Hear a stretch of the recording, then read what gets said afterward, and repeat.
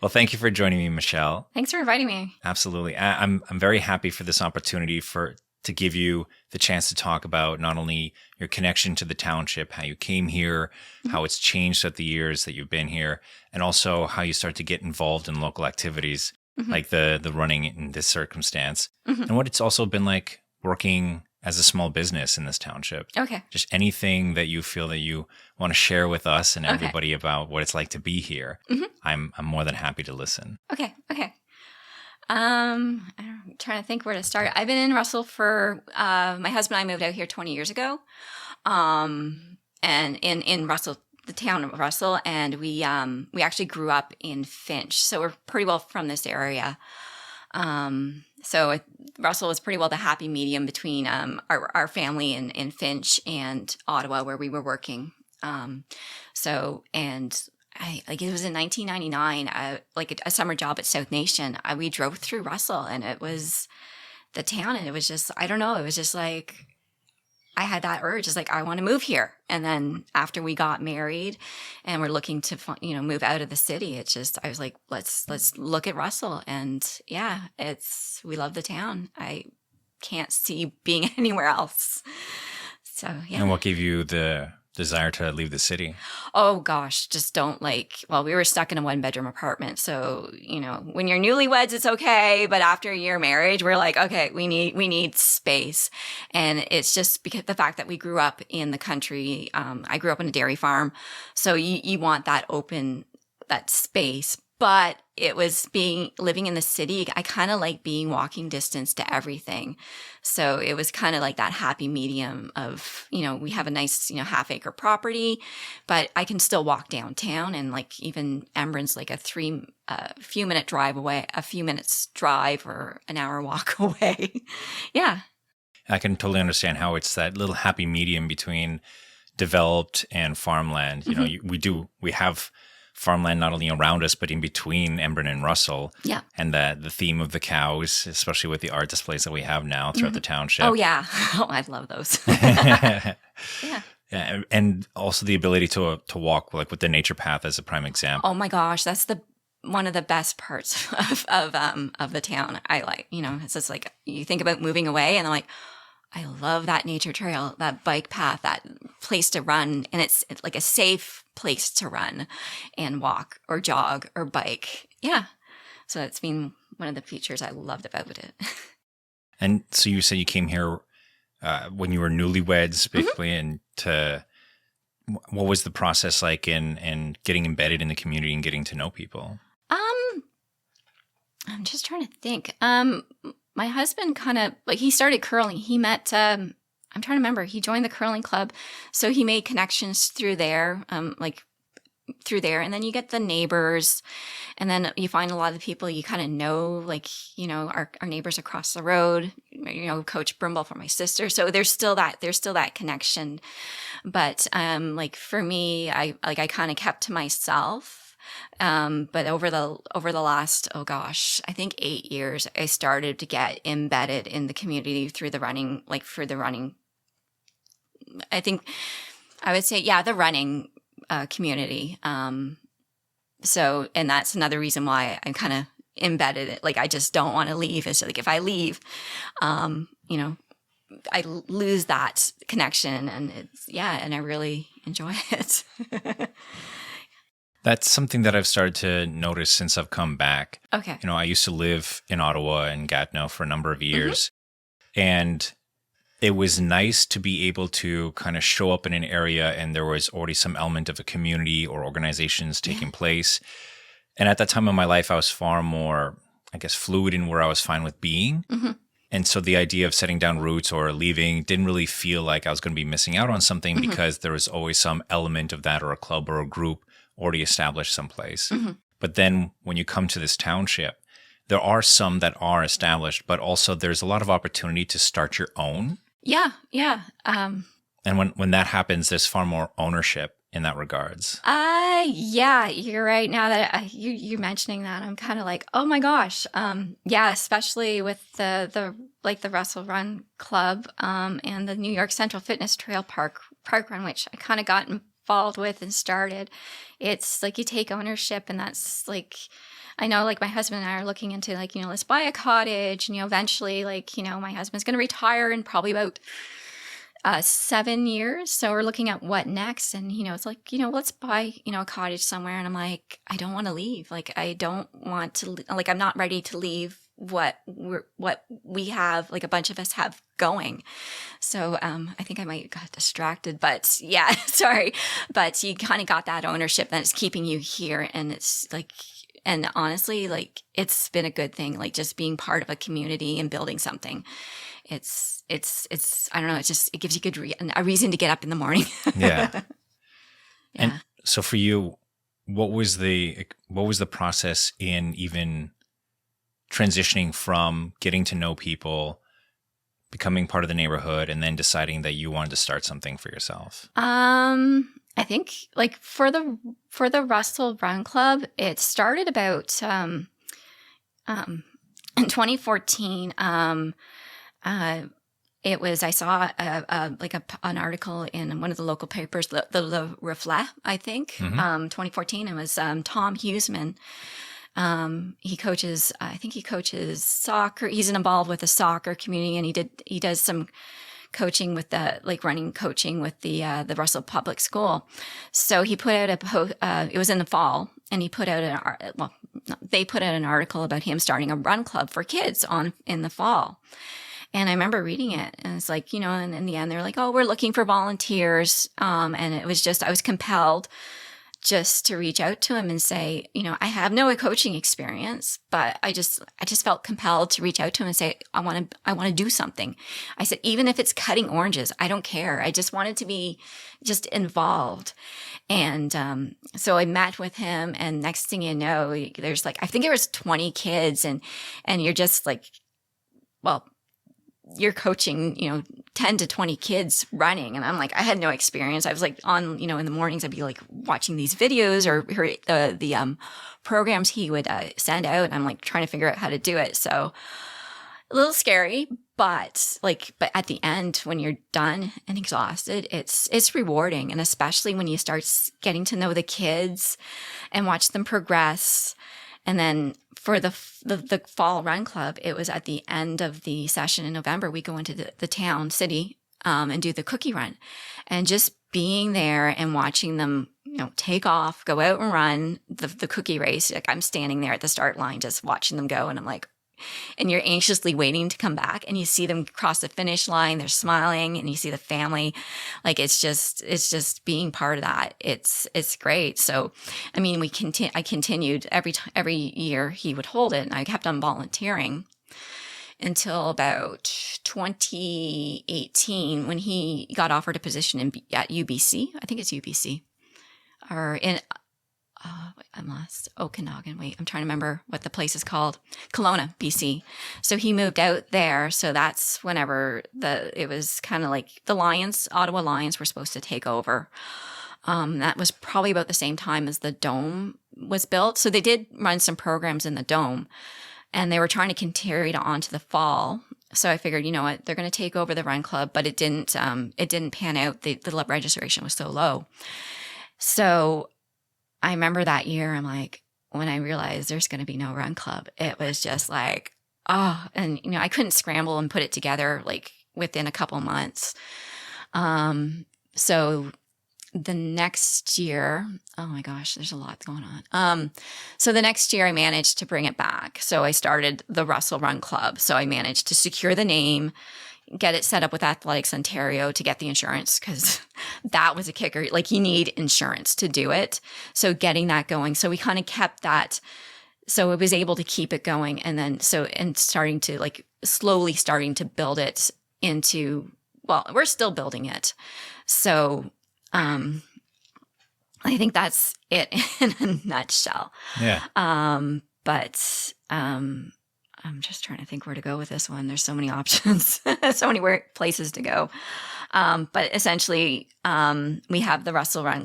There's a few Russell Run Club, and then we also have the New York Central Fitness Trail Park Run. So we got, excuse me. So we got some running organizations going on. Sorry about that. It's all right. Okay. I'm trying to think where else I can go. So for the Russell Run Club, it's for the last, where are we at? For the first few years, it was always strictly kids. So it was every fall we'd have a kids program, and then it would be nothing in between. And then it's just as when I took over the Facebook account and I started to go through the past correspondences and then starting to get the emails and that, and then people were like, "What about adults? What about adults?" And I was like, I was not quite ready yet to do the adult programs. Like I think it was lacking confidence too. So wasn't quite ready yet. But then what happened in 2019 was before COVID hit. Someone approached me about the New York Park Run. So that is Park Run is it started in England. So it started in England in 2014, and it's a free time 5K run, walk, jog, and everybody's welcome. So it started in England, and it just over the years it just expanded all over the world, and it's huge in Europe and Australia. They actually just got their 8th millionth participant. So you register. So the 8th millionth person has registered. So someone approached me. So it came into Canada. I'm trying to remember when. I would say maybe 10 years ago. So again, starting to expand into Canada. And so in 2019, someone from the Kingston Park Run approached me, Megan Clement. She lives in Russell, and she goes to school in Kingston. So she started the park run in Kingston, and she felt so passionate about it that she wanted to bring it to her community, Russell. So she approached me, and I was just like, okay, it's free, it's timed. I was like, what's the catch? I met her in the library, the Russell Library, I think during the Christmas break. And I remember just sitting there at I forget, one of the tables at the library, and she was giving her spiel, and I sat there like, what's the catch? Just kind of that posture. And then as she started to tell me how positive for the community it was, you just see you kind of get that posture, and you start leaning into it, and you're like, okay, tell me more.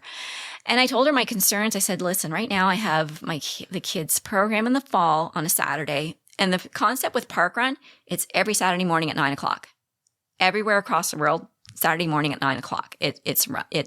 It's run. I said, listen, it's going to cause a conflict for that. And then I got the Russell Run coming up. So I was very, concerned. And she says, and she pretty well hit the nail on the head. He says, what would be a better impact for the community? And I was like, reluctantly, I'm like, yeah, it was, I was like a little bit not threatened, but I was like, you want to bring this into my territory? Like, I'm like, I'd like to build the Russell Run Club.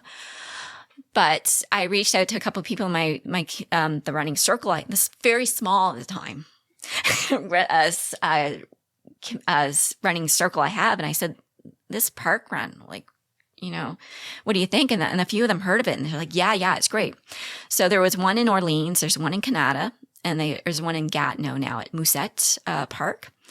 So they were Musette was starting just as we were. And then,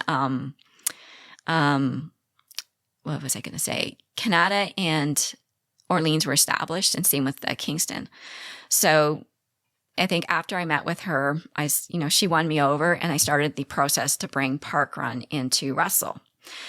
And that's pretty well having that Park Run started got me more connections that was able to help me build the Russell Run Club even further. So I got more connections to people to help me out. So that way I kind of got that support and confidence to build the Russell Run Club, to start adding more to building more kids programs, more adult programs. So just trying to build it up. So I think I kind of got to where I was going. And so right now, like the park run's doing well. The Russell Run Club, I'm just trying to build. It's just getting the word out. So I don't know if, I've been trying to build it out, trying to get the word out that, there is a running community out here, and it's welcoming, supportive, I mean, we're not the fastest, but we're just here to help, be there for you. I mean, and support. I mean, that's my mentality. And what's the history with your relationship with running? Why is this the? Yeah, I've been running for about 26 years. So, you kind of you start into that, like for me, I was like, I was going to school at Queen's. So, moving from from the country to a bigger city, I guess Kingston's not a, well, yeah, it is a big city for me. In comparison. Yeah. And I see these people running for fitness. I was like, what's going on? And you're like, should I be doing that? Like, should I be being active in that? And finally it was just like one day I was just like, okay, I'm going to go for a run. And I went out, ran 10 minutes out along the, I think it was King Street in Kingston, and 10 minutes back. And yeah, I enjoyed it. I hurt the next day. But eventually it started to get, it's just, you kind of go through that progression. You go a little bit further, a little bit further, a little bit further. So it led into, doing a 10K and a half marathon. And into half marathon and then a marathon. And then it got to the point where it was, I forget how long I was running. So around 2011, so about 11 years ago, it got to the point where I was like, I did a few marathons. Like I would say maybe, I was going to say probably official marathons, 3. I had some injuries in between. But it got to when I did my last marathon in 2010, I was like, oh, okay, what next? So it led into running 50 kilometers. So I started getting into the ultra marathons. So I did a 50-kilometer race, and then it led into 50 milers and then into 100 milers. So that's kind of where my I guess my jam is I do 100-miler races and probably beyond. So that's pretty well my for running for me. That's like, I enjoy it. Like, I just love the challenge and just going out there and just being on my own for hours on end. Yeah. Do you feel it becomes almost like a meditative state? Or is it just more of the pushing past that resistance, that inner monologue, and the championing your own, I guess, limitations? I think I wouldn't say meditative. You get those rare states when you're just kind of like, you forget everything. They're very few and far between, but when you get them, it's like you just don't want them to end. But me, it's the challenge. Like, I love, like, I love the challenge of sitting. Like, for these races, if you start looking up to them, it's like, I mean, you're running for, like, when you're doing 100 miles, like, you're running from, it depends upon the terrain, like 15 hours to 30 hours, or even you can get up to 48. Depend, like, if you're out in the mountains, it's a 30-hour race. But for me, it's the challenge is like, I kind of like standing at the start line, being scared. Just scared of knowing what's coming down, because it's not like, it rarely is like, you do your run, you're happy, you're done at the end, because you're going to hit those high and lows. So, and you're standing at the start line. Like, there's some races, and I also do fastest known times also, and you're standing at the start and you're realizing, like, I'm not going to be done until, you're starting at noon, and I'm not going to be done till 6:00 tomorrow night. Like, it's just that mind blowing thing. And I don't know. I just like it. And even the lows, like, if you're crying at an aid station, like, it sucks when you're in the moment, but when you're out, it's great. And I would do it all again. So for me, I love the challenge, and even just doing the training, like, some training runs suck, but when you're done, it's great. And then, but I also like, there's a lot of planning too. Like you got to figure logistics, food, nutrition. If you have someone crewing you, when are they going to be there? So it's not going out running a marathon. You're done in 3-4 hours. It's a big, long process of planning. And I really enjoy it. And you get to go and see a lot of cool places. That's the other thing too, right? So there's the whole, and we can continue talking about the whole inner experience of how I find, even for myself, when I go for walks, sometimes if I'm trying to clear my head or have a challenging conversation, the fact that I'm in motion makes it sometimes a little bit easier. That if I feel a sense of stress or something weighing down on me, I'm not sitting in it or stuck in it because I'm moving. And because I'm walking, I sometimes get to then look outside myself, get out of my head, and then come back inside and start processing all over again what it is that I'm going through. Okay. And I can imagine how with running, there's certain similarities in that regard, that you're not necessarily thinking about life or trying to take on an issue, although you can, but with the marathon, that is the pressing issue. That is the thing that you're trying to tackle and finish. There's always a sense of progress taking place. Every step you take forward is getting you closer to that finish line. So there's a very clear kind of inner reward system in that regards. Obviously, there's the solidarity with the people that you're running with and seeing them go through similar experiences, their ups and their downs. Yeah. And that common conversation that you start to develop as you develop your own relationship with the sport. But then there's also the whole element of pushing past your limitations, constantly learning that you can do so much more than you truly believe is possible. Yeah. Oh, definitely. I would say if I told my past self I would be where I was, like it would be mind blowing. Even when I started getting into the 100-milers, it's like I didn't realize, I underestimated my abilities. I remember doing, when I did the 50K, I was like, okay, that's great. I was like, there's no way I can do 100 miles. It's just the logistics. It's like, there's no way I could do it in the training. But, I managed to, find a coach that, saw the potential in me. I kid you not, she took me from middle of the pack runner to being one of the top runners in, I'm trying to think. I broke a Canadian record. I won pretty well almost all of my 100-mile races. I was doing well. I had a good run from 2016, 2017, 2018. I was having this amazing run of race. Yeah, I was going to say amazing streak of races. It's just mind blowing, that I was able to do that. Especially when I hated gym, I hated running. I remember as a kid, we'd have to run around the school field. That sucked. You get the stitches. It was just the most awful experience. And yeah,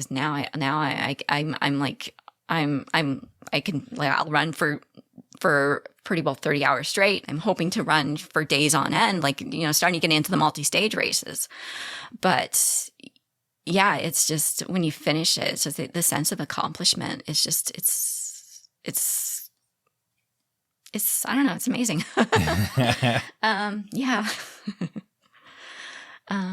Just trying to think where you're going. Well, how did it feel to beat records? That was, you know what? It was, that one, it was in 2017.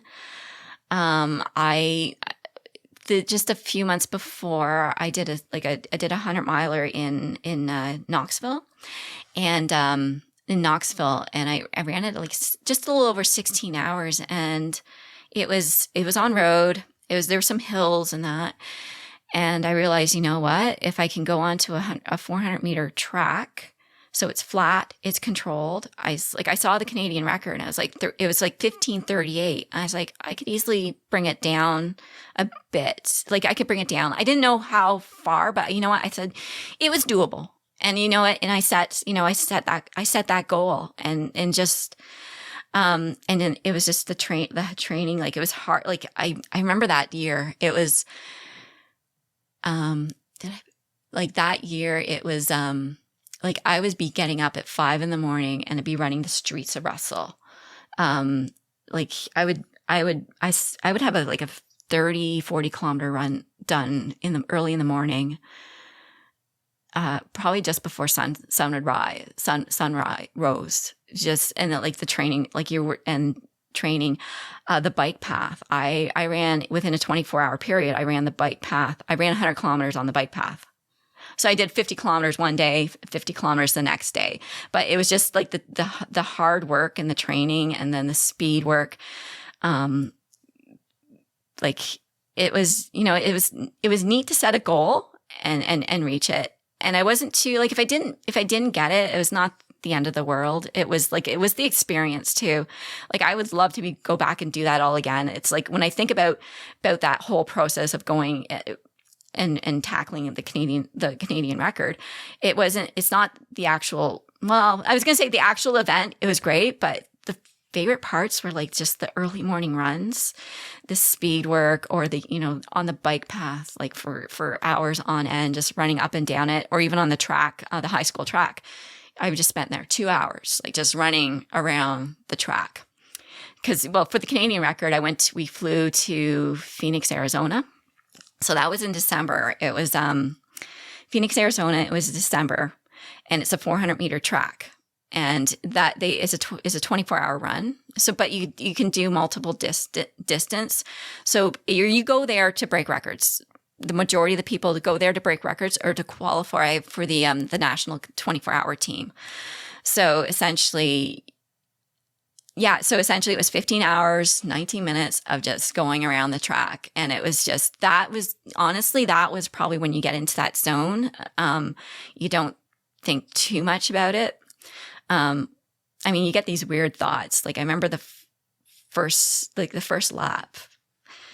I ran the first lap, and my husband's just standing by the side. And I was like, I looked at him, I was like, 1. And I had to run 403 more after that. Like, it's just mind blowing. And it's just, you're at the start and you're like, I'm going to be doing this for 15 hours. I think my target was 15:15. So like 15 hours, 15 minutes, that's my target. So, but it was like, again, you're sitting there 1 lap and you're like, I got, 403 more laps to go. And again, you get into that, like that mind state, and the way I got through it, like it was just, I was recording my splits at every 200 meters. So I had my watch. So I had it in a spreadsheet. Like I said, the first 100 laps, it's this pace, the next 100, the next 100, the next 100 laps, I think certain paces. So it's just, I was in that for the 15 hours. It was just going around looking, just making sure I kept the pace. Kept the pace. But then you get into those lulls, like the first 100 laps where you're like, yay, look at this is great. And then you hit that, next 200, you're like, oh gosh, this is going. And then like as you hit the lull, and then once you hit the last 100, you're like, which is pretty well a marathon. Like you're just like, you're in celebrate, it's just a marathon left to go. So it's just, you get into that mind state and all those little emotions. And then, but the people that are there too, they're supporting you, because there was about 30 of us on the track. So, and they're supporting you. So as you pass them, or as they pass you, they encourage you. Yeah. So how do you find that? How do you find the experiences in training that you've been doing in running transfer or translate into other areas of your life? I think one of the ones is, I think it's just the mentality. I don't know. Like the reason why I do well in the races, I don't know if it's because like, I don't know if I'm like fastest, or I don't know. I don't know if it's because I don't think it's because I'm the fastest. I think it's because I'm the mentally toughest. Like I can grind through anything. Like I've gone, like if you're like, I've gone through so much, like I've gone through races where I was like, the chafing all over the body was just, it was bad. Like it was during a heat wave, the sweat, it was just, and the pain, but like you just mentally just push through it. Because I think one of the things I have is it sucks now, but it ends at some point. Like you're going to cross the finish line or drop out, but it's going to end at some point. I think that carries into my life too, is like you get those moments where you're going through a difficult situation, like it sucks, like it's stressful and that. And I tell myself at some point it's going to end or resolve or get better. Time heals all wounds. So I think that mentality is like, I kind of carry that. Like when I find I'm in a difficult situation, it's going to end sometime, hopefully, for most situations. Yeah. But I'm trying to think how else it carries into it, into real world. Has your mental toughness or grit developed as a result of doing the running? Or do you find that you've always had a very powerful level in? I'm trying to think. I am trying to think. I think I've always had it. Like, I think I've always had it. I'm just trying to think of stuff in my life. Is you tell, like, I will, if I set a goal, I'll go for it. I'm thinking, yeah. I think I've always had it. Yeah. Now I don't know. You got me thinking. Yeah. Not too sure about that. Not too sure about that one. Do you know the origin of your grit?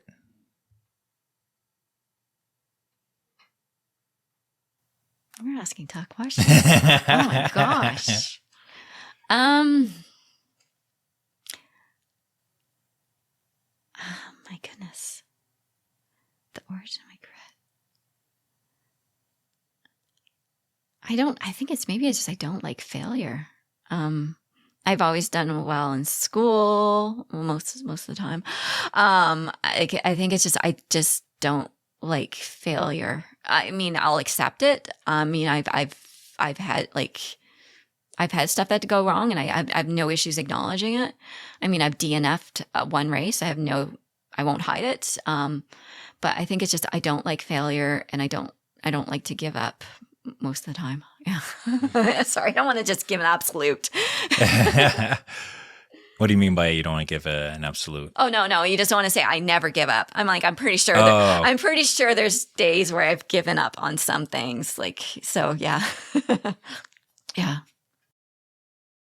And this also brings me to asking about your profession, what it is that you do beyond running. And I do want to circle back also to other elements of the running club and building that as a community activity. Yeah. For sure. But I also want to get to know a bit more about your profession. Me, I'm a registered massage therapist. I work locally.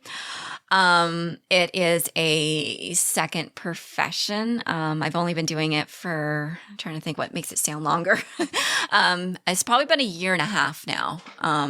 Second career. I entered it mostly to get out of the corporate world. I was fed up.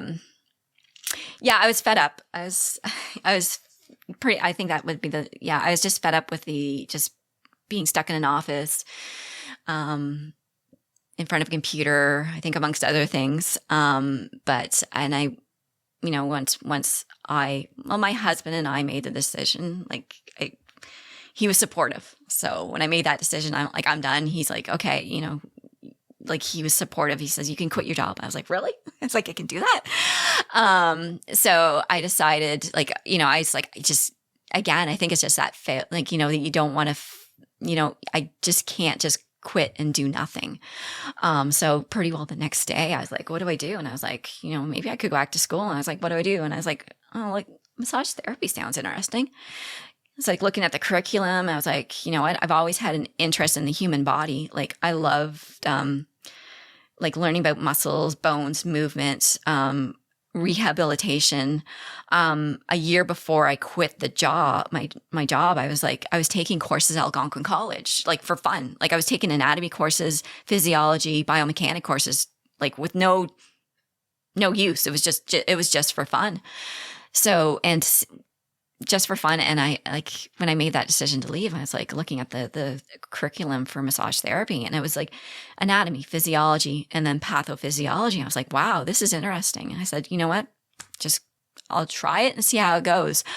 The whole working with people, that was the tough part. Cause I tend to like to be my nose stuck in a book in front of a computer. I love spreadsheets and numbers. So me taking myself away from that and dealing with a person one-on-one, that was my biggest hesitancy getting into massage therapy. But again, I think it was me is like, okay, hesitant to dealing with people.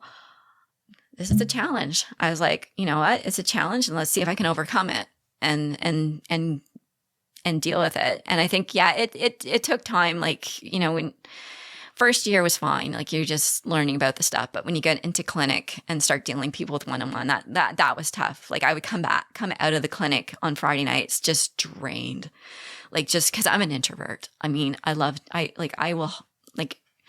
COVID didn't impact me. I like to hide, read a book, be stuck in numbers. Well, and running, I mean, before this whole Russell Run Club, I'd run by myself. I mean, I was quite content running by myself. So I think, yeah, so massage therapy with time, and even now, like a year and a half in, I'm getting more comfortable dealing with small talk. I hate small talk. Again, another introvert thing. I can't, like, I will, you know, the weather, stuff like that. Like, I don't like, hey, how's the weather? I would never do that. Now I've learned to kind of little tricks to ease into the conversation, and you start connecting with people. So yeah, it worked out well. I mean, a year and a half in, I'm still enjoying it, and it's actually benefiting me too in terms of the running. Like, I'm kind of learning a little bit more about fitness, exercise, rehab, and it's also carrying into the running and the coaching I do. So it's been, yeah, it was a good call. Like I said, it's just kind of leading me into a completely different path and a lifestyle that I've never thought I would have. Like, when I left my job, I thought I was doomed to driving into Ottawa every day. Like, I mean, when I was wanting to quit, I was told, you know what, some people have to do this. And I accepted it. I said, you know what? Okay, everybody else does this, so I'll just suck it up, do the drive into Ottawa every day, sit in front of a computer, deal with stuff, stuff like that, and every day. And but it got to the point where the money was good, the freedom was great, like it was just, and I tried to accept that, you know what, I will sacrifice, you know, I'll do this just to have the money and freedom, but it wound up making my mental, I'm just trying to say mental health, or it just, I don't want to say, I wasn't happy. So, but like I said, and I like going into massage therapy is just like, you know what, why not try it? And it just kind of led into this different lifestyle that I've never thought I'd have. Like, I do massage therapy. I have the Russell Run Club. So my evenings are spent with the kids or with other people coaching. I started coaching one-on-one through Spafford Health and Adventure. So that's my coach. He has a business out in Yonkers, Ontario, so near Napanee. So I do some coaching for some of his athletes. And then I do the New York Central Fitness Trail Park Run. So it's kind of leading into a lifestyle that, you know, I get up in the morning and I actually enjoy it. Like, there's some days it's just like, yeah, you're kind of like, oh gosh, I got 6 hours to get through this day at work. But, you know, most of the days I don't know, it worked out well. Like I was able to find a lifestyle that I kind of enjoy. Well, and working, yeah, and impacting people, like that's like, I'm not, you know, trying to make a company, like, you know, making a company profitable, or, you know, the shareholders, you know, it's now you're impacting people and their lives, and it's yeah, it's reward. I enjoy it. It's definitely quite a contrast. Yeah. And I never, like, honestly, it's been 5 years since I I made that decision. And I honestly, when I made that decision, I didn't know. I didn't know what to expect. Yeah. The coaching that you do, I'm curious as to what the experience was for you in before, when you didn't have a coach, when you got a coach, how the coaching changed your approach, and then your own building of confidence in coaching, and if any of that also transferred over to your massage therapy and dealing with people. Oh my gosh. Wow, you're good. Good questions, man. Well, when I started running, like it was just, slowly building up. And then my 10K, half marathon, and full marathon, I did it with the running room.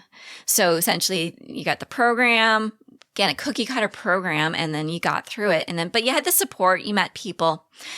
And then so I ran the marathon. I think my husband and I, we were still in the city, and then we moved out the next year. So then you're kind of on your own. So essentially it was just, honestly, yes, the internet was still there.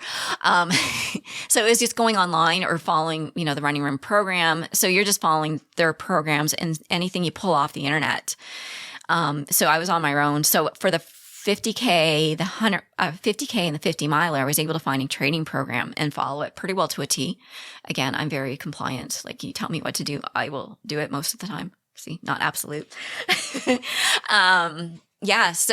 But then it got to the point where I wanted to tackle the 100 miler, and I was like, I can't do this on my own. I don't think there was any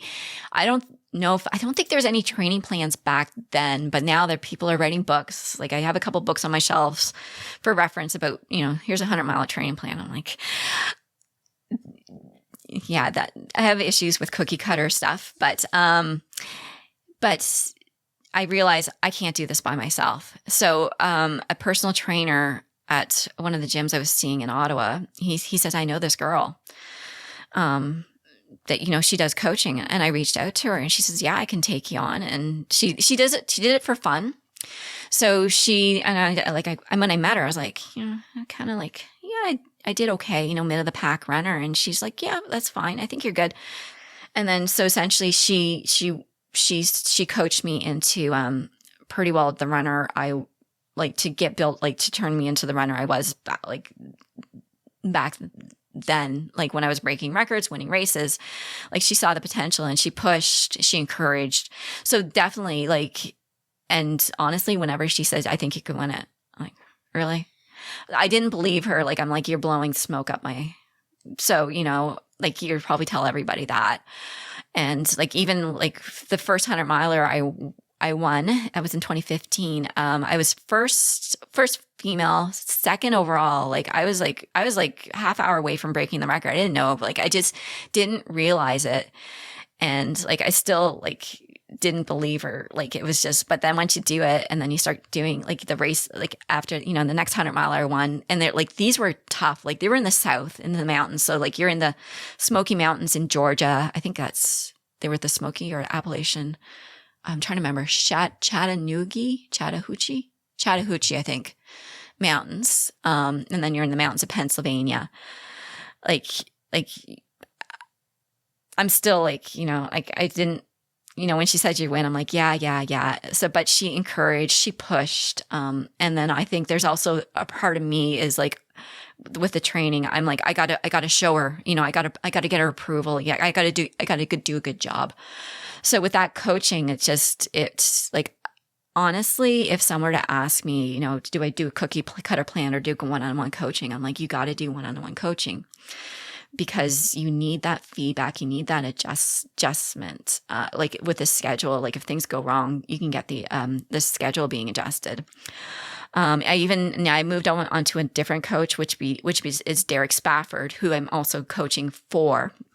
Again, different, like a little bit like, sorry, I didn't say this out loud. Different mentality. So I started working with him. It resonates with your style, not necessarily like an objective measurement, but with you for your own approach. Yeah, it's, I guess, when I moved over, like, I don't want to, let's put it this way. My time with her, the previous coach was done. Like, it's like, I needed a different approach. Like, I had different philosophies about running and stuff. And I realized I didn't agree with some of the stuff. So I went with moved over to another coach, and his mentality is like, you know what? I want you to get to the races structurally sound and in a good position. And it was like, he pulled me back a bit. And when I switched between coaches, I was experiencing burnout. Like 2018 was when pretty well everything kind of in my life just kind of started to shift. So I was experiencing burnout. So I got tired in 28. I think that's also the reason why I switched coaches. I got tired of towing the start line, stressing about, the second place person. Like it got to the point where I was just like, I the last race I won, I crossed the finish line. I was like, oh, so what? Like, it was like, I was like, what next? Like, it didn't, like, it wasn't as the feel, like it just did, that sensation, like it wasn't there. And I was just like, I wasn't happy in it. And so for the summer, it was like I was burnt out in general, but the summer I was done with running. Like I was like fighting to train for my next race.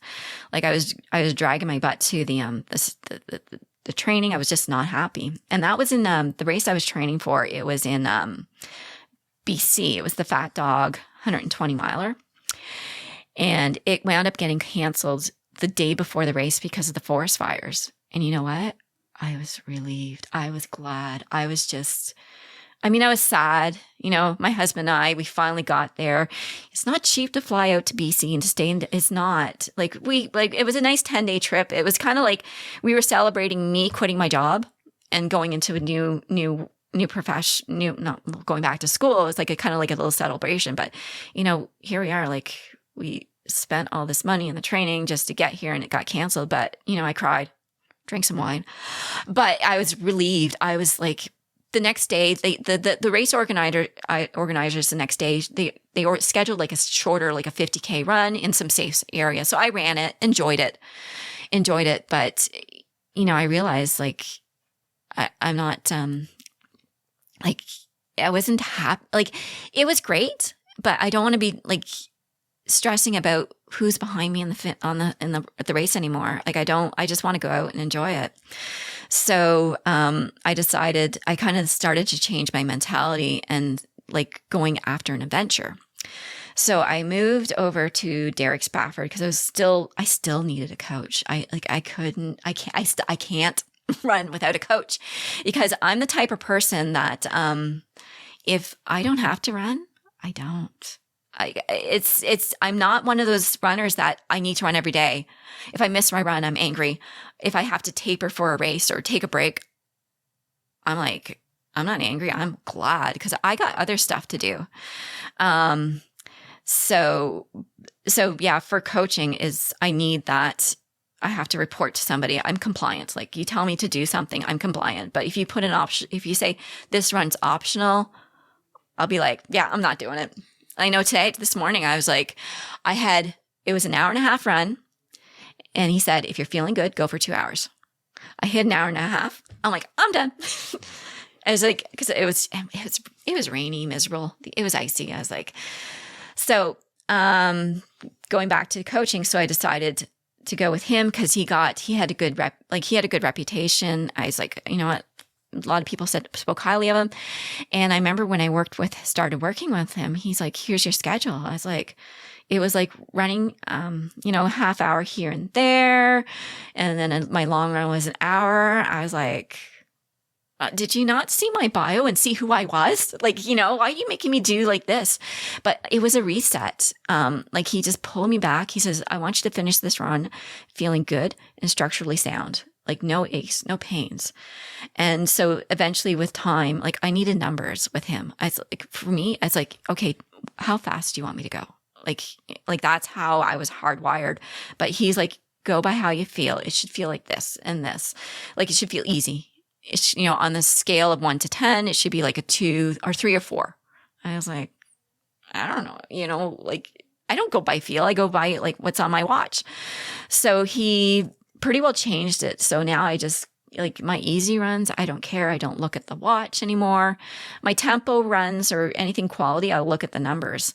So look at the numbers because he knows me now that I used to be an engineer. I love I love spreadsheets and accounting and bookkeeping. Like it's like he realized he needs to give me a little bit, like he gives me some paces to do for the quality runs. But yeah, he changed my mentality. Is now it's just like, even right now with my training, I have a goal race in June, next June, and a couple other things. But my mentality now is, you know what? I want to be safe and structurally sound. Cause last summer I was going to, oh yeah, there's another little venue I'm going to get into. Last summer I was going to, tackle some FKTs. So one was the FKTs is the fastest known time. So essentially there's trails. Well, it boomed when COVID happened. So I was going to be tackling a fastest known time. And in June, I was getting that pain in my foot. And I was like, no. Like, and it was pain when I was running. I was like, oh no. So denial, it wound up being a stress fracture in my foot. So essentially that whole summer was done. Like I spent it pool running at my sister's place. It sounds like it sucks, but I love it. I would do it again, but not under the context of a stress fracture. Pool running as in? I would go into a deep pool, put a what do you call it? A flotation device, and I would just run. So there'd be days I would just do an hour run, and then, but my coach, again, he said, you know what, we'll get you through this. So he would come up with these some workouts, like you'd be like, you know, warm up for 10, 15 minutes. And then you're going to run hard for 30 seconds, then rest. Like, and these are hard. Like, you know, it's kind of, you're going to look like a duck. Like, you know, you're sitting there calmly underwater, but underneath you're just paddling like the devil. Like you're just like, and these are insane. Like if you do it right, it's a really good workout, and it's no impact on your body, but you're still getting the cardiovascular. Like my sister can vouch, like she saw me hanging off the diving board, gasping for air, because I was like, the workouts were so hard. So that was my summer last year.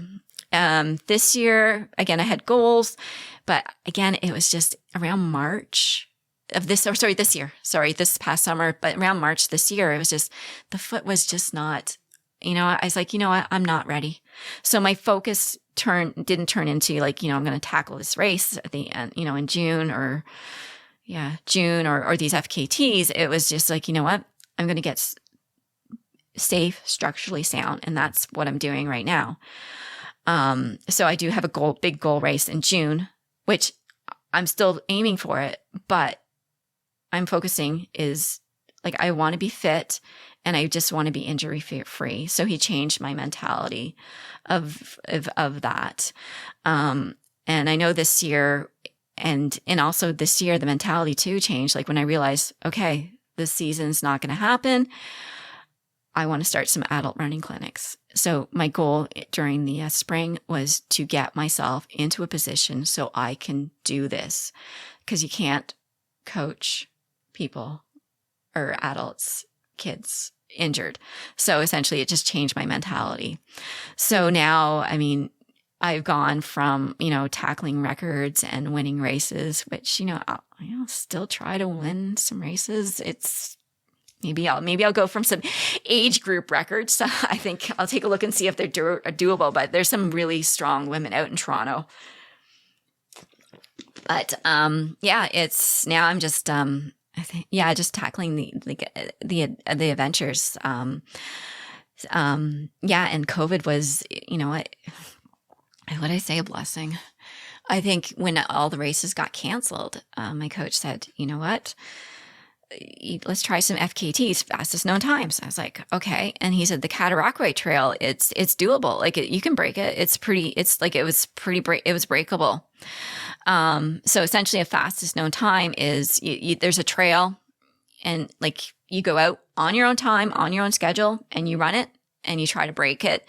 And there's this website that you upload it, you submit your results and it gets approved. And then that's pretty well it. And that's pretty well what happened 2020. a lot of people are doing that. So that summer I did 3 FKTs. So my first one was actually the Prescott Russell Trail. So the one, like the link and the actual trail in Prescott Russell. So starting just a little bit near Anderson. So from Anderson Road to so I ran from Anderson Road pretty well to the Quebec border at Saint Augin. So I tackled that one. That was 98 kilometers. Again, railroad trail, flat, straight, but I enjoyed it. So essentially, when you're doing FKTs, you have 3 options. You can do supported, unsupported, or self-supported. Supported means someone's helping you or pacing you. Unsupported, self-supported means you can stop it. You can put your stash along the trail, like your food and food and water, or you can stop at a convenience store and stuff like that. Self-supported, you carry everything on your back. You can get water at a river, at a river or something like that with a filter, of course. So I did that one in June or July. It was brutally hot. It was during that heat wave, like brutally hot. But no, I ran that one, and it's, again, you know what? The accomplishment of doing that was just like, I think it was the best. Like, you sat there, you set a goal, you train for it, you do your homework, you plan, and it's like, I ran 98 kilometers on my own. Like, I carried everything with me by myself. So I did that. And then a month and a half later, I did the Cataraqui Trail, it's again, another railroad trail between Smith Falls and just north of Napanee. I think it's Strathcona. That was 104. Again, self-supported. I carried everything with me. Stopped halfway through, filled up my water bladder and bottles at a ditch. Yeah, it's one of those problem solvings. Like, where's, trying to figure out where's the next perfect spot to get water. And I was like, okay, I'm out of water. There's a ditch. Once it's filtered, it's fine.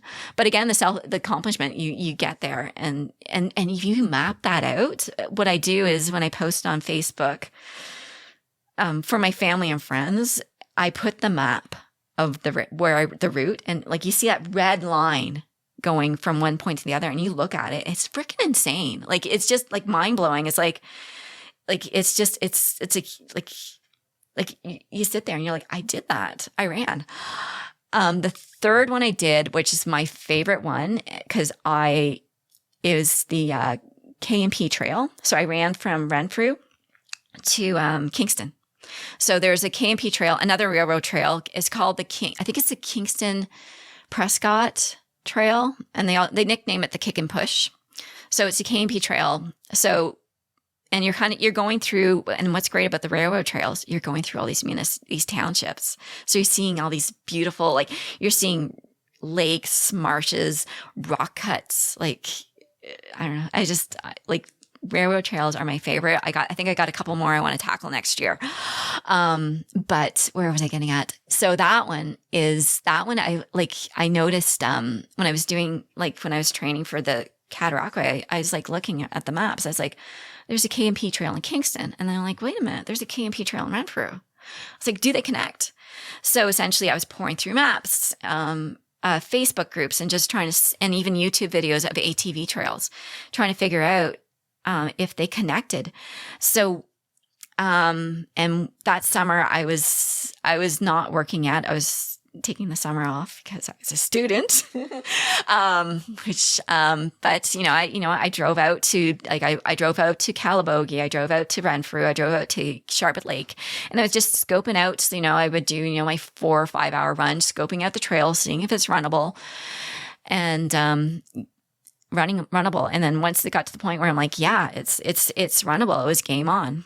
Like, so we decided, it was, okay, we're going to do this. So it was just, again, it's the planning, it's the research.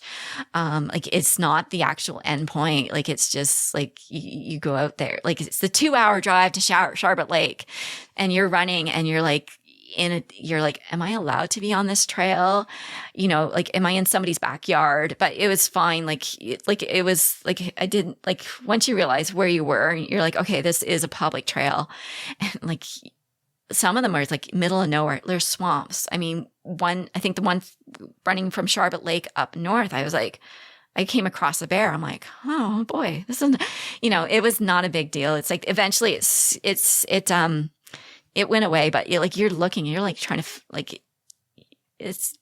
you're like when you're running these trails that you don't know if anybody normally goes on them, it's an unknown, and it can be scary. Like there's some points where you're scared. It can be scary.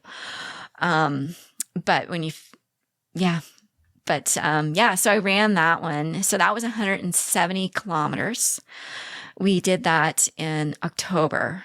And that one is like that. Just getting there was a little bit of an issue. I put my back out 3 weeks before. Like I went from able to run 5 hours, doing back-to-back long runs, and to not being able to run 300 meters. Like it was just, but found a chiro. He got me through it, to the point. So finally, it was just one of those little glitches that was like, oh no, like all that work for nothing. So, and then my husband, he's, about a week before, he's like, I really don't like you running by yourself. I don't want you running, I was just like all of a sudden, like after all these months, it's like, you're telling me you just don't like the idea of me. Cause there was a 10-kilometer stretch that there was no access for roads. Like he could, if there was an emergency, my husband could have, it was a cottage road. So there was like some stretches like that. So I managed to get a friend to pace me through the night. So that's, thank goodness, like there was somebody there, with me. So we started at midnight, and yeah, pretty well just, again, you're sitting there midnight thinking, oh my gosh, I'm not going to finish till 8 o'clock tomorrow night. And you're like, again, you're in Renfrew. Like, I think this has a more impact when you kind of know the villages. Like if you're doing some trail race, you're doing a loop, it doesn't impact you. But when you're like, I'm in Renfrew, I'm going to be at Kingston tomorrow night. Like, it's mind blowing. So, and again, just beautiful, beautiful. Like you're going through rock cuts, lakes, and then you start lakes, marshes, and then you start hitting these small towns. And then you hit once, I think the last 10 kilometers, you hit Kingston. So, and then, it's going through the industrial park, but then you start getting into the towns, and I didn't plan it, but the finish part was at the Spirit of Sir John A in Confederation Park. So you finish right at this massive train, this massive steam, I don't know, like a steam engine, but it was great. Once you got there, I'm like, that's the best place to end. So essentially, like doing those FKTs, like honestly, now I'm all for the adventure now. So, I mean, I hope to do in the summer a few more. I think I found a couple rail trails I want to tackle. One more in this area. I got to, again, scope it out, make sure it's runnable. I think that one's from Smith Falls to Petawawa. So I think that's about 100 I think it's about 100 miles. And then there's the Petit Train Nord that there's a lot of people do FKTs. So that one would be a nice adventure. But like I said, just getting out to Quebec. I can't remember how many kilometers or miles that is. I think it's more than 200. I have to take a look. So those are the, for some reason I love the rail trails. But then next year is the big race it's running across, well, I don't know if it's across Tennessee, but it's in the South. That is an actual race, but the people that run it they're going out there for the adventure. So it's a multi-day, 350 miles in June in the South. So essentially, and you're on your own. Like you start and they'll say, here's the route. We'll see you. We'll see you at the end. So like, it's just, I actually crave that more now. Like it's kind of, that's my progression, into that. And I think I totally sidetracked into the coaching. So essentially, like you kind of change, like it just with working with Derek, I don't think if he didn't mention the FKTs, I don't think I would have kind of gone into that whole world. And you know what? You're on your own time. I think I find that the accomplishments, the sense of accomplishment and the stories are much more interesting. And, the aid stations are nice at races, but I don't want to be pampered. I just, I want to fend for myself. solve problems and stuff like that. I can absolutely sense that feeling of adventure from those trails. And it also gives a whole different relationship to the countryside. You know, instead of the relationship you have with something like that when you're driving, taking a train or a bus or even flying over versus running that terrain yourself. And then when you go back to those other modes of transportation, it's a completely transformative experience. Oh my gosh, yeah. One of my regular 36-kilometer routes or 42-kilometer routes is to my parents' place in Finch, and it's one of my favorites. Like I've driven it so many times, but to run it, it's like in the fall. It's like yeah, I did it for Thanksgiving, and it's like it's just. I don't like I said if you know the route to Finch, because we're the farm right by the railroad tracks, and it's just like it's just the scenery, the farmland, and it's just that you go around the bend and as you finish, and then boom, like there's your family farm just right there. It's like it's one of my favorite routes. But yeah, it's like you get that sense of like you have more time to take it in. I think that's it, and appreciate the route to running to Winchester. Again, I've driven that many times, but running it's just you enjoy it a lot more and know the hills a lot better. Yeah. But yeah, I think, yeah, definitely for coaching, to get back onto that topic is, yeah, he changed my mentality it's, you got to be like, when I started doing running clinics, like, is we want you to be safe. Like, I don't want to get, I'm not out to get you to be the fastest or anything like that. I just want you to enjoy it and to be, not injured and not mentally drained. Because I mean, I've been there. Like I got to the point where I hated running. I don't know if I would have stopped back then, but it wasn't fun. So I think that's my mentality now. And especially now that I started working with doing the running clinics, again, finding the courage to do that. I think it's also, what I was surprised, I started a running, so with Parkrun, I got these, like, again, I started to expand my network, and I met this one gentleman that dealt with the Parkrun in Orleans. And then him and his family during COVID moved to Russell. And then when he found out we were starting Parkrun in Russell, he reached out to me and said, "Hey, I got the experience in that." And he says, "By the way, are you the one that does the kid stuff?" I'm like, "Yeah." So essentially, he's been with Eve Carrier. So he's been pretty well helping out with that. So he's been a big support too. So essentially when the adult stuff, I was like, "Do you want to do a track workout on Wednesday nights?" And he's like, yeah. So essentially you get that support to do that. So like, and confidence, and it's like, "I want to start track workout." He says, "Yeah, sounds good. Think we can wing it?" And he's like, "Yeah, you were good." That was pretty well it, because I could sit there and analyze the crap out of it. But I was at the point, let's do it. Again, I can run a lot. I can run a lap around the track. I'm good. So let's do it. So I found with the adults, so we started a Wednesday night track workout. So I rented the track at the high school on Wednesday nights, and we just came up with we'll come in, we do drills, we do a workout, warm up drills, workout.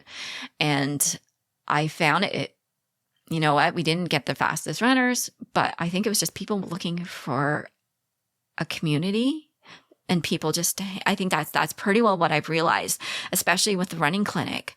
Here I am, like, trying to, like, setting up a running clinic, a learn to run, and, worrying about the planning and what I say. Do they think they know what I'm talking about? And well, no, I mean, my personal trainer, I see he's been pretty good. He's like, you should do a running clinic. You know your stuff. I'm like, and I do take coaching courses. Like I got some accreditation. So I do know my stuff, but I think it's like, he's like, you got lots of experience. And I didn't clue in that also plays into it. So again, it's just people supporting you and giving the confidence.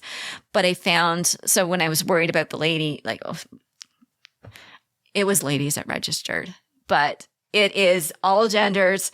But I found, so I was like, doing it, teaching, talking, like hopefully they think I know what I'm talking about. But one day they said, "Thank you for doing this, Michelle." I was like, "What?" I didn't realize until they thanked me. It was an opportunity for them to get together.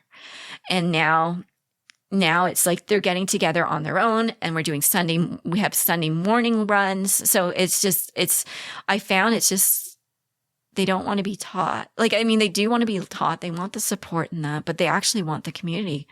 So, I mean, the Thursday, the Wednesday, the track workout, it was just, we did the workout, but we got together. We got together and hang out and talk.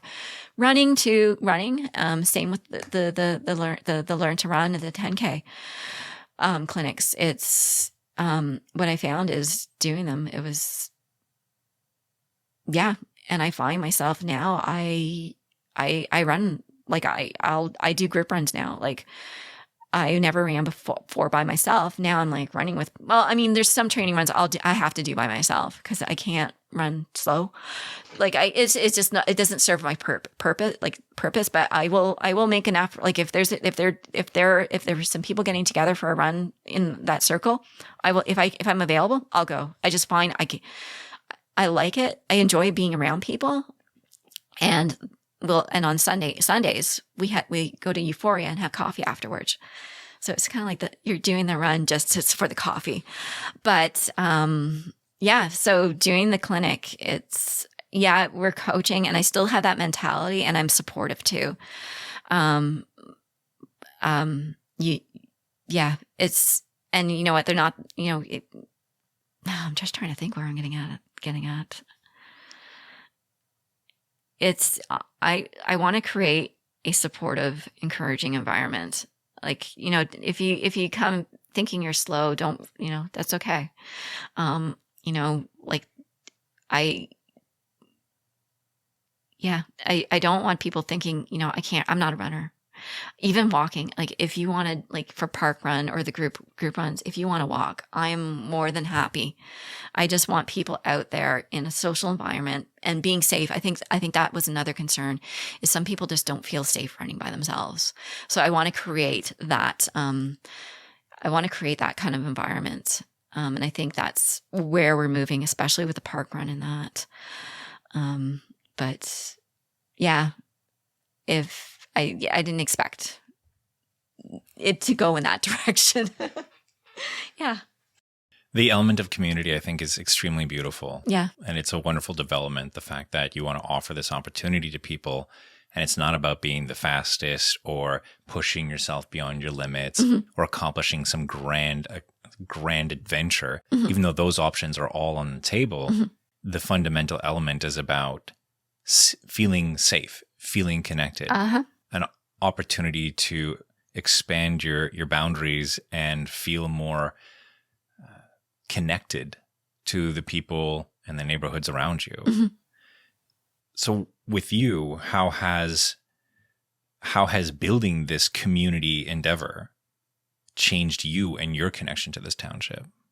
I'm more attached. I'm more attached, and I find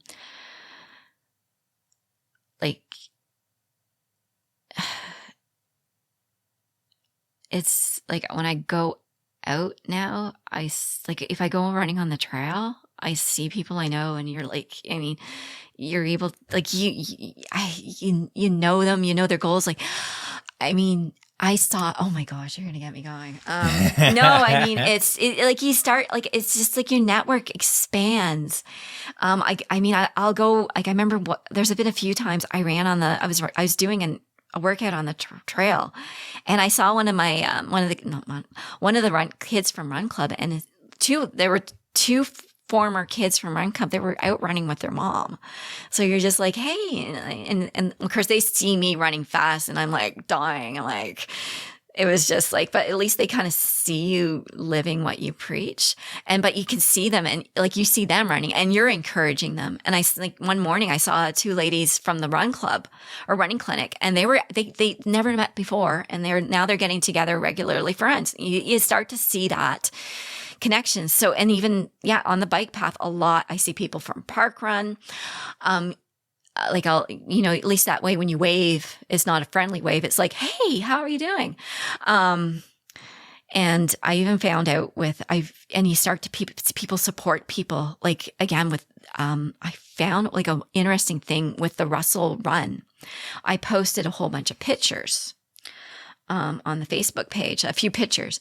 And it's like, if you're administering the account, you kind of see who likes what and that. What I noticed is the pictures of people that participate in parkrun, like the regulars, they were liking each other's photos. So it was kind of neat. You can kind of see like, that's a parkrun register. And like they were liking each other's photos. So they were like, it was just like they were acknowledging, supporting.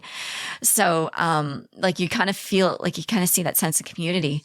But yeah, I feel more in part of it. It's as opposed to living in Russell, I'm part of Russell. So yeah.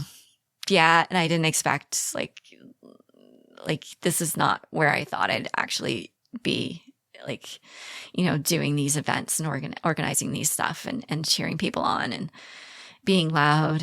And I'm an introvert. Now it's like, if I see, on the track, if I'm running a track workout or the kids programs, I see somebody on the track, I'll be like, hey, I got this track reserved. But if you listen to my spiel for 5 minutes and take my cards, like, you can use the track. So, like you're trying to build it. So, yeah, I find, and I think my network it's gotten bigger. It's a transformative experience. Mm-hmm. It's a wonderful way to develop a deeper understanding of who's around us and how we can lean on each other for assistance and that familiarity, that sense that you're becoming less and less of a stranger in your own community. Yeah. And how this all started off as an idea, as a concept of let's share what we like with other people, has now transformed into something far more enriching and meaningful. Mm-hmm. Oh yeah. Yeah. Like I said, it's just, I am busier than I've ever been, making less money, but it's honestly at the end, I'm actually enjoying it. Yeah. Well, on the subject of making money, when you finished being a student and started your work as a physiotherapist, massage therapist. I'm sorry. That's okay. Massage therapist. Yes. Yeah, there are differences. Absolutely. As a massage therapist, I'm curious to know what the experience of starting that little business in this township has been like for you. I'm trying to think. I think it's, for those who are curious, you were set up in the building just across from the street. Embrun Yeah, Co-op. I'm in Embrun. Yeah, working at Embrun Massage Therapy. I'm trying to think. Again, you meet. It's a little different context. Like, with massage therapy, yeah, but you can kind of. You're kind of working. Some people come in, just want to relax. And then some people have it like you're working towards their goals, like if they have injuries and stuff like that. But again, you're like, it's a different, like you're working with them. It's more one-on-one and like you're supporting. I just trying to think how different it is. And you support them and you listen to the goals. Like there's some people that like, they're like, once I find out they're a runner, I'm like, oh, like I start asking them and I love hearing their stories. Like, they're like, I'm trying to get into it. And then you're kind of like, and then I think that's where my running background is. It's like, I'm kind of like, you kind of help them out and guide them a bit. But yeah, you start getting a little bit, I was just trying to think how I lost my focus. That's all right. Yeah, but I was going to say, it's like you start to meet people. Like it's a different concept. Like the clients I see, I can't, like if I see them out and about, I can't be like, hey, how's it going? Like, it's because it's whatever happens, the treatment room stays there. But you kind of like, it's like you kind of start.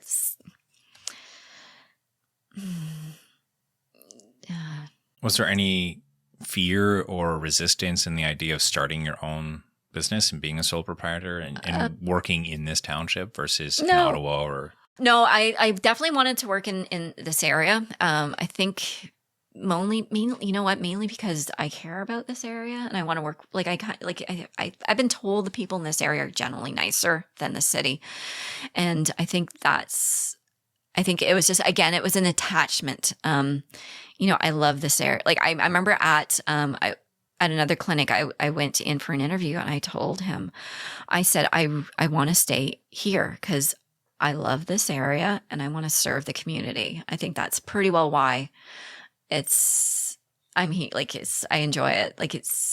Then you get to meet people and they tell where they're from, why they moved to Russell. I'm surprised at how many people are the small talks comes in and it's like, they just moved during COVID. Like a lot of people came in from the city and they loved the town too. Toronto, I've heard Toronto, Sudbury, I think. Yeah. But yeah, I think the reason is I want to, I love this community. I love the small town and I want to serve it. It's a noble reason. Yeah. Absolutely. And from what I understand, the township had an estimate as to how much it was planning on growing based upon past numbers. Mm-hmm. Then COVID happened and we surpassed that estimate by at least threefold. Oh, really? The population just exploded. Oh gosh, yeah. Over the 2 years that it was happening, because people wanted to have more space, wanted to start families, get out of the city, get out of small apartments. For myself, I noticed a huge contrast where I was living in a 1-bedroom apartment downtown before COVID. The building I was in had a hot tub, a jacuzzi, a dance room, activity rooms, a large pool. I was thinking for a while of getting into physiotherapy and doing aqua-based exercise and massage modalities. But then when the pandemic happened, all those facilities were shut down. Yeah. You're not allowed in any of them. Hallways for the apartment basically became this weird kind of negotiation space of you step out of your apartment, you're heading towards the elevator, and then you see somebody else coming out at the exact same distance, and you have to decide, okay, who's going to go back in their apartment? Who's going to wait? Are you going to awkwardly keep a distance? All these weird things that would take place, or even coming in and out of the building, just waiting for people to go ahead or letting them go. Mail rooms became this weird space of negotiation, whereas before that used to be a social spot where you, as you're throwing things into the recycling or opening up an envelope, just having small talk. And then I moved back into the township where the borders between you and somebody else was an open space lawn or a fence that you could walk around. Yeah. And then there was the nature trails or even walking in the streets because there wasn't as much car traffic or there aren't as many specific sidewalks.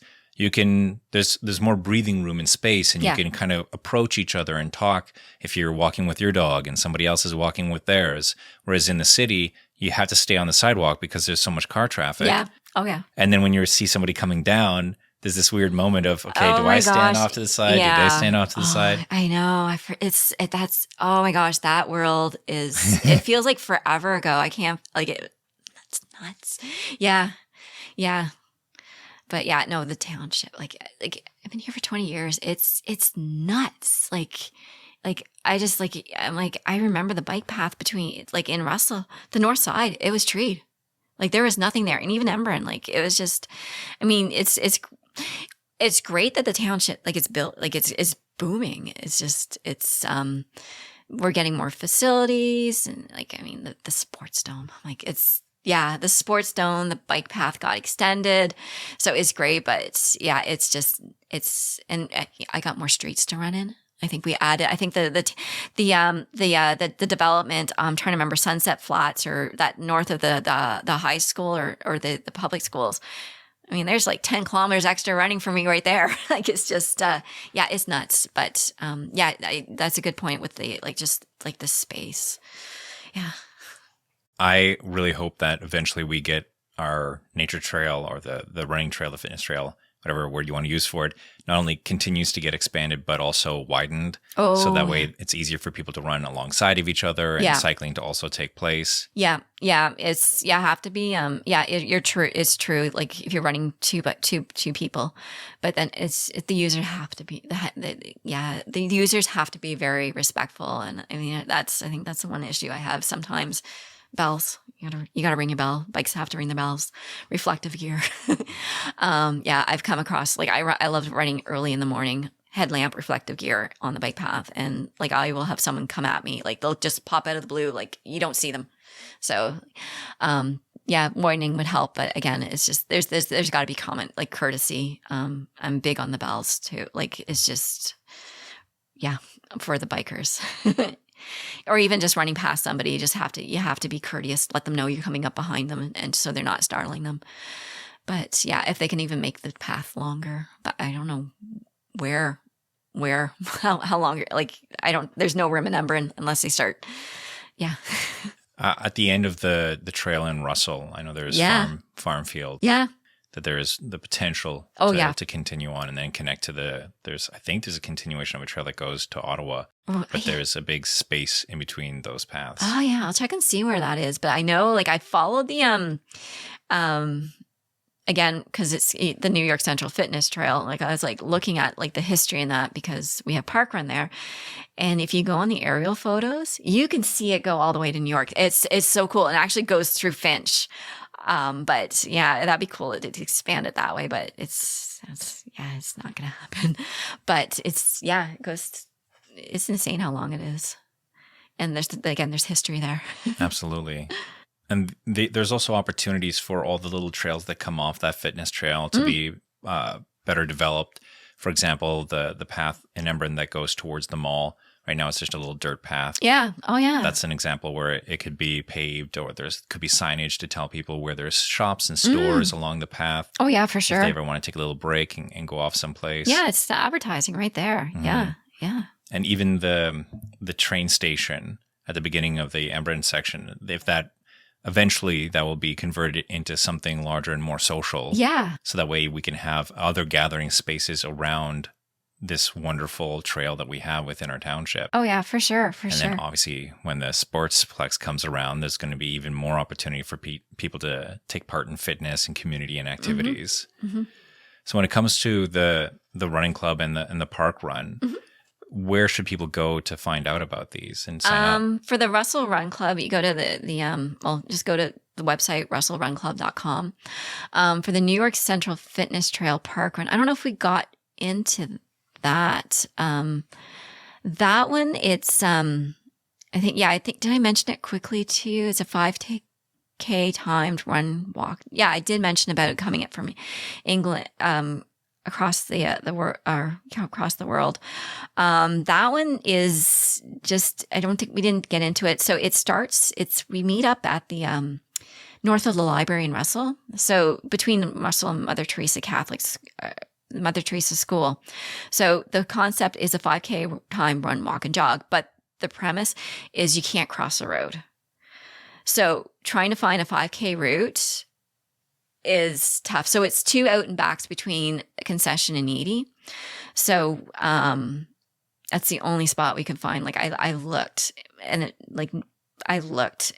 so we lucked out that it's pretty well, that route, that segment is just a little bit over 2.5.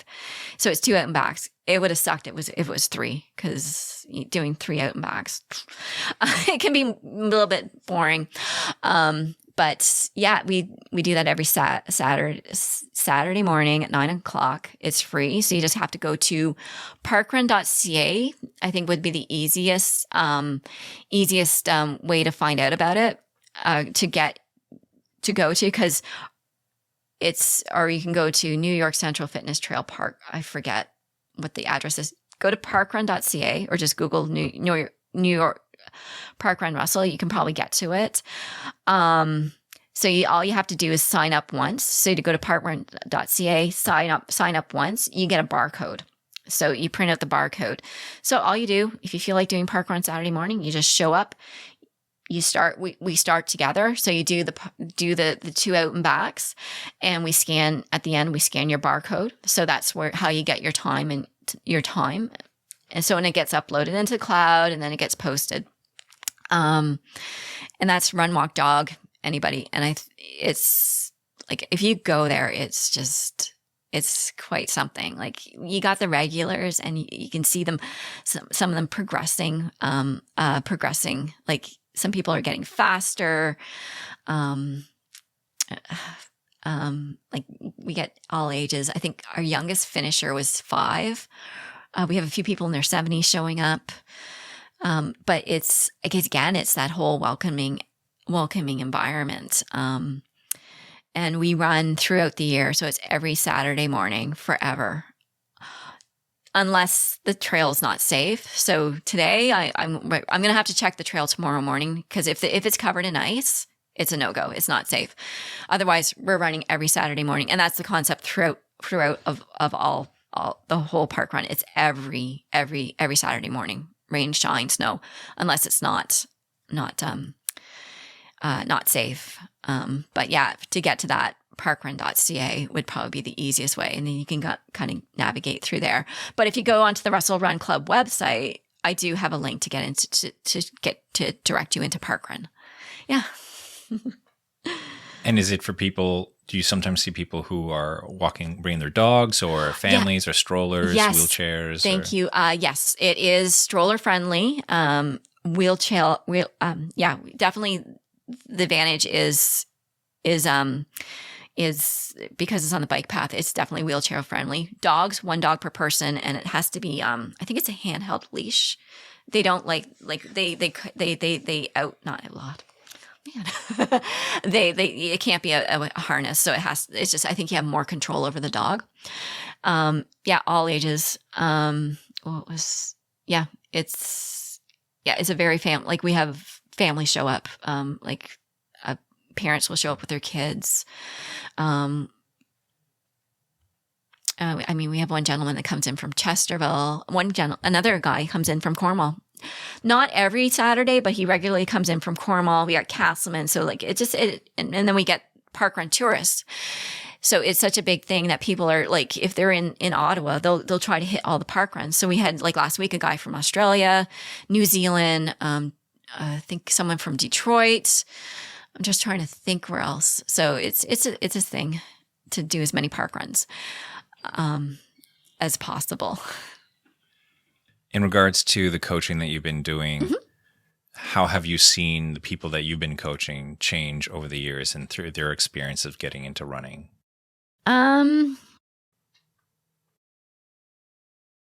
The one I'm coaching, like the kids,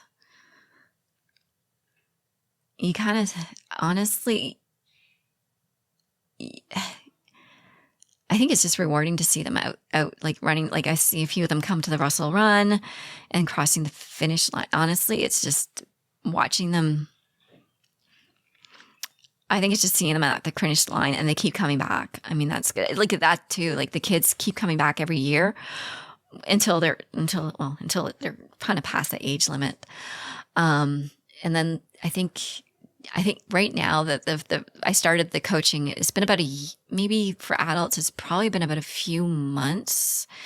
But like the learn to run in that, I think it's just like, I think seeing them finish at the Russell Run. So they're getting their 10K in, seeing them cross the finish line happy. I mean, one lady on Facebook, she posted, like one of her training runs, like I think she ran 10K, like a training run. I think it hit 10K and it was her fastest. Like, you could see, and she posted it on Facebook, and I think that's it. Like, when you see them, there's a couple that they friended me on Facebook, and I see them posting about, they'll do the selfies and that, and they're just happy to be out there. I think that's what I want to see is, like, I think if I have success, I think that's where the success in doing that is, you see people out there happy and enjoying it. Not so much, smashing their goals, but they're crossing the line, finishing it. And I see the socials of them, just look, I'm running, thanks to, that supported the ladies. So yeah, just honestly, I think it's that, just seeing that kind of building is probably the reward I have in the coaching. And then again and then the online coaching that I do for a few of them. I'm just thinking about a few comments I had is they said, I did my run today. It felt good. I could have kept going on longer. Like, when you see those, I mean, that's the reward there. Like they're enjoying it. They're liking it. They're not saying, oh, I could have ran faster, or it could have, or it sucked. It's like, I think, when you get that kind of response, they're doing it. I mean, if I make you do like a tempo run or interval, by all means, you can tell me I'm evil and hateful. Like I've said that to my coach. I was like, I mean, he had this insane workout. I was like, what evil person created this? Like, it was brutal. So yeah, that you can hate me for that. Yeah. The encouragement of seeing people talk about how they want more of something, the motivation, that desire to continue to learn and grow and connect. Yeah, no, I mean, right now I'm getting the emails. It's like, the kids program. It's like, is the kids program coming back in winter? I got another email. It's like, are you doing the Learn to Run clinic again? And it's like, so, I mean, like, to get that feedback, and it's like, it's a good thing. But like right now I want to keep it going, but now I need to get more people to buy into it. That's my, like, trying to get that out, but get more people to buy into it and to help out and support, because I can't do this by myself. Like right now I'm like, I want to, like, I have so much more I want to do, but I can't do that by myself because I do have other interests. Like I'm not, running is not my life. Like I have other interests. Like I want to spend more time with my family, my young nieces and nephews. So, and I have hobbies like that are not running, which I will do in an instant if I don't have to run. But yeah, so essentially like right now it's just, I'm getting it out there, and it's just trying to get more people, like I want more experience, like trying to get some experienced runners. So, I think I might have just sidetracked again, but trying to get more, like, if someone says, I don't want to, learn to run in that, like, if you don't want to learn to run, come join me and coach or support. Cause that's like, I want it to be the point. Like I'm trying to, like, right now it's kind of like my massage therapy and the coaching and the Russell Run Club, they're all mixed up into one company business. And I want to get that Russell Run Club out separately. So that's my goal now, is to turn it into its own entity. And when I leave,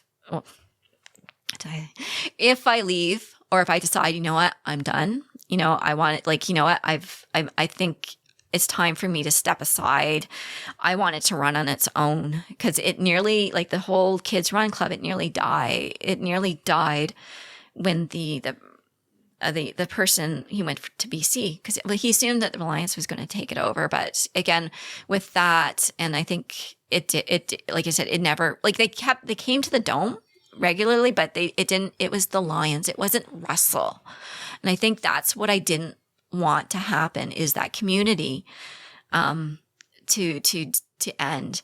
Because like Tom, it was great. Like he would, like at the end, he would bring juice and snacks, and the kids would hang out and have that. So again, that community, you didn't get that with the Lions.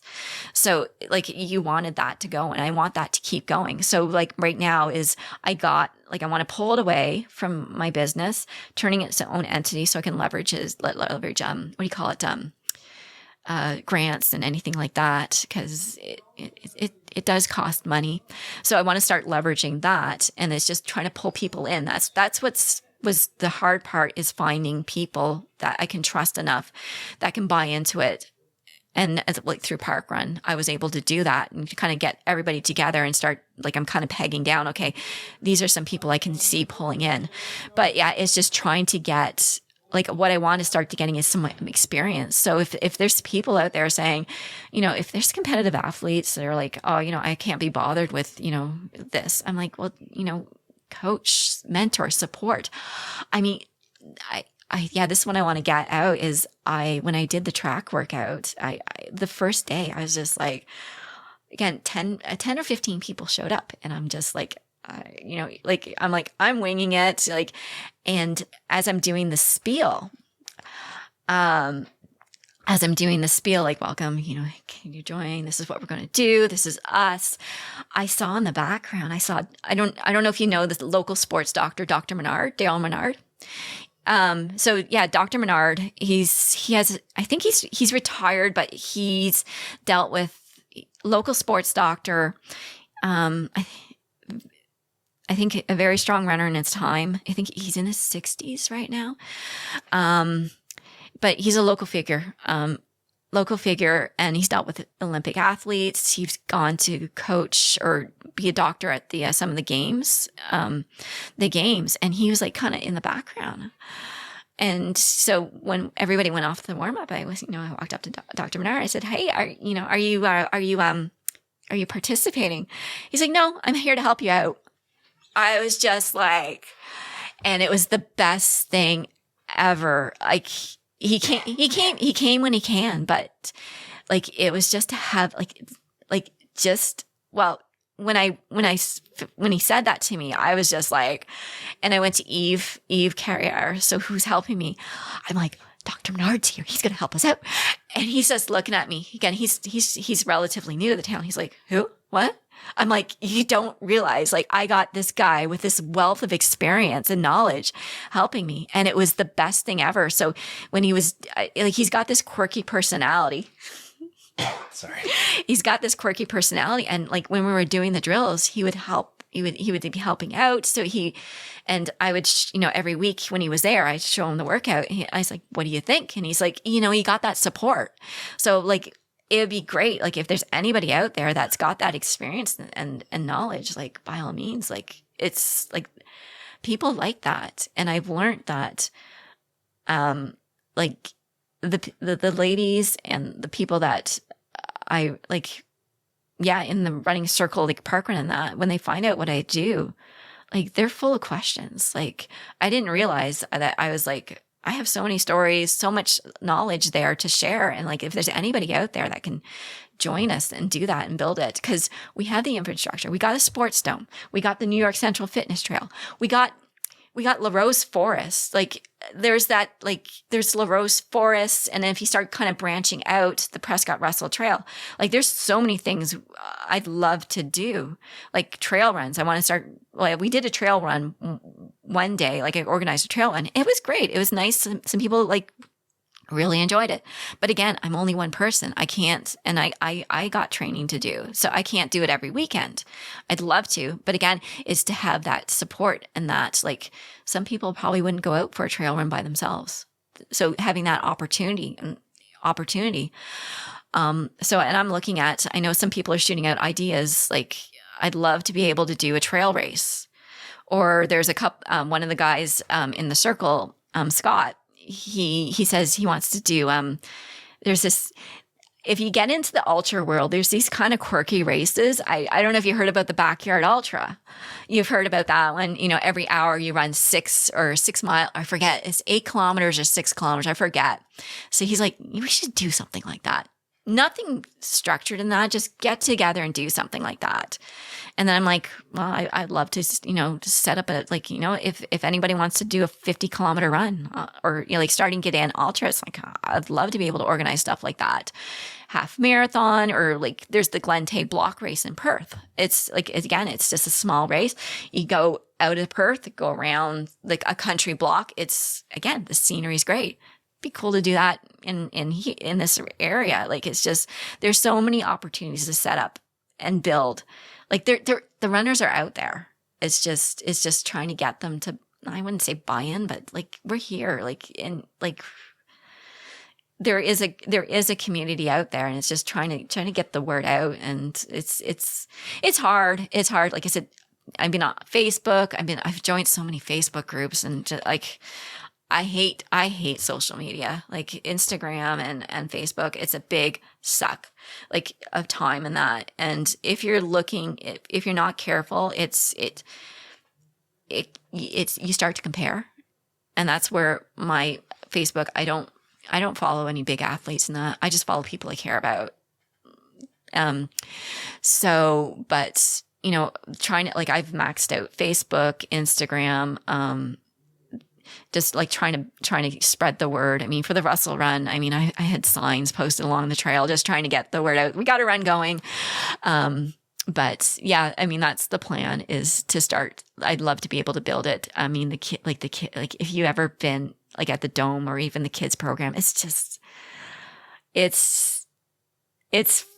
oh my gosh, it's just a blast. It's just to hear the voices, to see them running around, especially when COVID hit. We were able to be one of the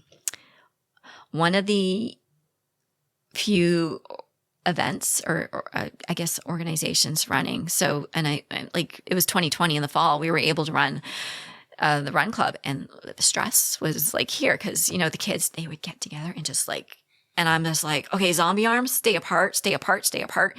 But the parents thanked me, like, even, and it ran into 2021 again, not too much out there. And we were still able to hold it. So, yeah, it's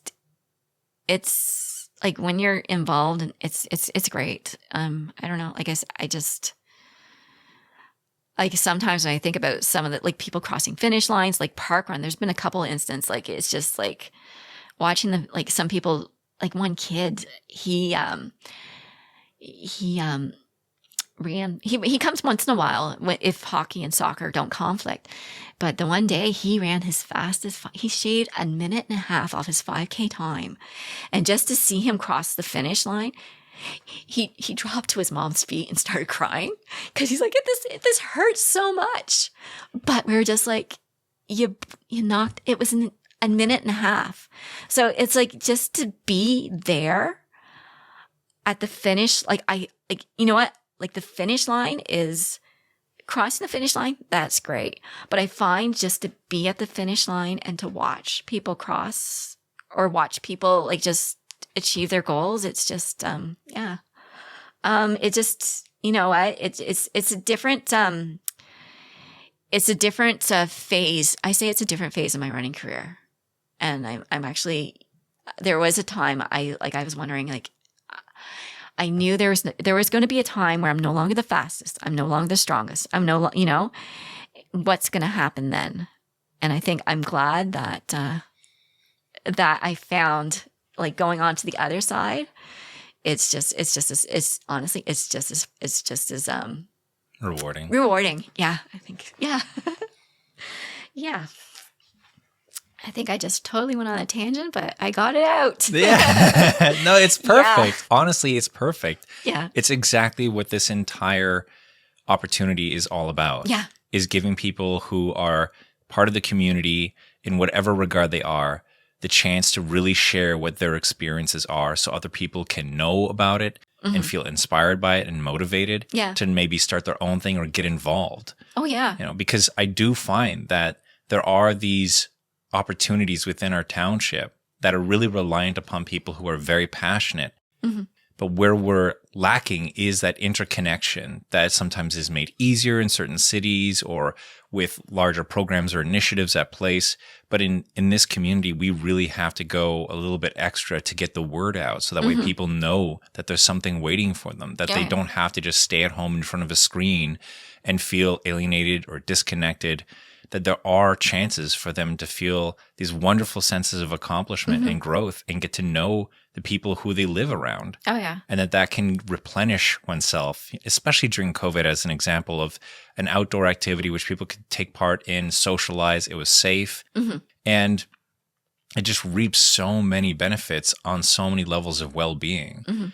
So I really want to thank you, absolutely, for being who you are, for being passionate, and for investing in our township and giving people this chance and asking people also to take part, because it's necessary for people to step up like you to have these things within our township. Yeah.